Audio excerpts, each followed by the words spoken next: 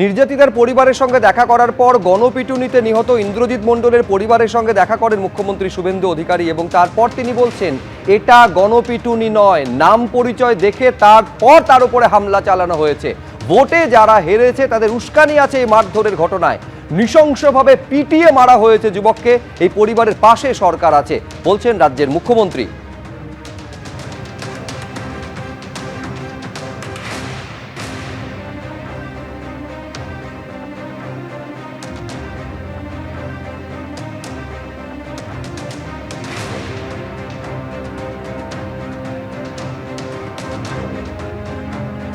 ইন্দ্রজিৎ মণ্ডলের যে mob lynching, এটা মব লিঞ্চিং আমি বলবো না, এটা কমপ্লিটলি তার নাম পরিচয় দেখে তাকে খুন করা হয়েছে। এর পিছনে ভোটে রিজেক্টেড যারা হয়েছেন তাদের বড় উস্কানি রয়েছে। র্যাডিক্যাল মৌলবাদী গ্রুপও থাকতে পারেন, আমি উড়িয়ে দিচ্ছি না। তাতে যতগুলো ছবি দেখা গেছে প্রত্যেককে পুলিশ অ্যারেস্ট করেছে, thanks to West Bengal police. একজনকে বকখালি থেকে তুলেছে, একজনকে দীঘা থেকে তুলেছে।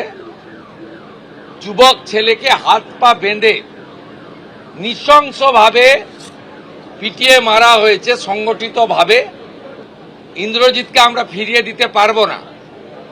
ইন্দ্রজিতের প্রত্যেকটা খুনি সমানভাবে ওই একরত্তির ছোট্ট কন্যার খুনিরা, শারীরিক নির্যাতনকারীরা যেভাবে আমি কথা দিয়েছি কাস্টডি ট্রায়াল হবে, ইন্দ্রজিতের খুনিদেরও তাদেরও খুব চূড়ান্ত চরম ভারতীয় ন্যায় সংহিতাতে যে শাস্তি আছে পাবে। যারা এই ঘটনায় জড়িত তাদের চূড়ান্ত শাস্তির কথা সুনিশ্চিত করবে রাজ্যের সরকার, আশ্বাস দিচ্ছেন মুখ্যমন্ত্রী শুভেন্দু অধিকারী। এবার গণপিটুনিতে যার মৃত্যু হলো সেই ইন্দ্রজিৎ মণ্ডলের পরিবার, তারা কি বলছেন আসুন একবার দেখি। সিভিক ভলেন্টিয়ারের চাকরি দেওয়া হলো আপনাকে, আমি খুব খুশি স্যার, খুব খুশি স্যার, খুব খুশি। কি বললেন মুখ্যমন্ত্রী? বললেন মুখ্যমন্ত্রী বললেন যে আমরা পাশে আছি, সব সময় থাকবো, আপনারা ভালো থাকুন, আপনার যেটা দরকার সেটা সরকার আপনার সহযোগিতা করবে। সব আমাকে এই যে একটা ফর্ম দিয়ে গেল কাজের জন্য, বললো তুমি জয়েন করবে। মাননীয় মুখ্যমন্ত্রীজি বলেছেন আপনারা ভালো থাকুন, আমরা সারা জীবন আপনাদের পাশে।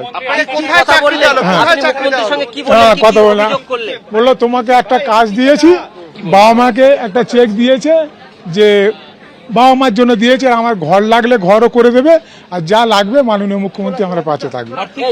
হ্যাঁ, আর্থিক সাহায্য দিয়েছে।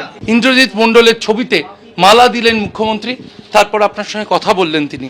মুখ্যমন্ত্রী কি কথা? কিছু আমাদের আর্থিক সাহায্য করেছে এবং হচ্ছে বলেছে যে তোমাদের বার্ধক্য ভাতা ভাতা কিছু নেই, এই ভাতাগুলো দিচ্ছি, তোমরা ভালোভাবে খাবে, এই যে কিছু পাওয়া যায় এই পুজোটা তোমরা রেখে দেবে, তোমরা ভবিষ্যতের মধ্যে ভালো হবে, এই হচ্ছে কথা। আর যারা দোষী তারা নিশ্চয়ই সাজা পাবে, আইনের মাধ্যমে তারা নিশ্চয়ই সাজা পাবে, এই হচ্ছে কথা। আপনার আরেক ছেলে বাপি মণ্ডল, তাকে একটি চাকরিও তো দেওয়া হয়েছে। হ্যাঁ, মুখ্যমন্ত্রী অভিযোগটা জানালেন। আমার কথা বললাম, আপনি বিচার করুন, আপনার কাছে ফেলে দিয়েছে, আপনি যেরকম করবেন আমরা সেরকম চলবো। আইন আছে আমাদের, যখন পশ্চিমবঙ্গে যখন আইন আছে তিনি করবেন, আমাদের করার কিছু আছে না, কেউ কিছু করতে পারবে। তেনার উপরে ভার দিয়েছি, তিনি মা বাবার জন্য চাকরি দিয়েছি, ওদের জন্য যেন না হয়, কোনো অযত্ন না হয়, এইটাই বলেছি। আপনারা এই খুশি? আপনি খুশি?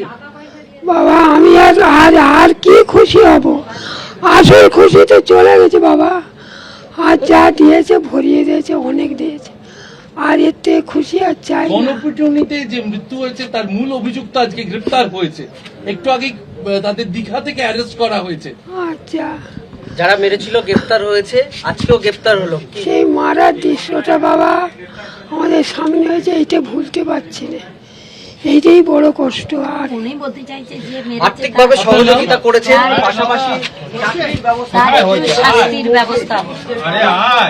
মুখ্যমন্ত্রী আপনার সাথে কথা বললেন? হ্যাঁ বাবা, কি বললেন মুখ্যমন্ত্রী?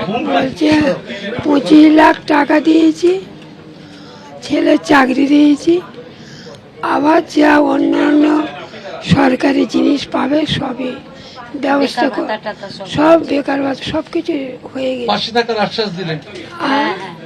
পাশে থাকার আশ্বাস দিলেন মুখ্যমন্ত্রী। এবিপি আনন্দ, এগিয়ে থাকে, এগিয়ে রাখে।